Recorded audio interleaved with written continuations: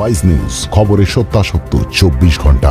India জোটের বৈঠকে 2N যোগ দেওয়ায় ইন্ডিয়া জোটের সরকার গঠনের আশায় কার্যত জল পড়ে গিয়েছে। নীতিশ কুমার এবং চন্দ্রবাবু নাইডুর সেই অবস্থানকে সামনে রেখে দিল্লিতে কংগ্রেস সভাপতি মল্লিকার্জুন খাড়গের বাসভবনে বৈঠকে বসেছেন ইন্ডিয়া জোটের নেতারা।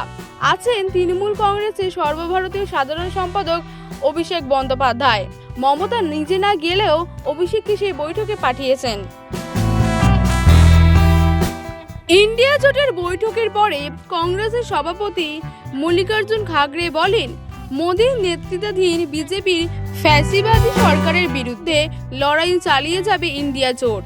বিজেপি সরকারের দ্বারা শাসিত না হওয়ার যে ইচ্ছা প্রকাশ করেছে মানুষ, সেটা নিয়ে আমরা সঠিক সময় সঠিক পদক্ষেপ করব। এটা আমাদের সিদ্ধান্ত। আমরা যা যা প্রতিজ্ঞা করব সেগুলি পূর্ণ করব।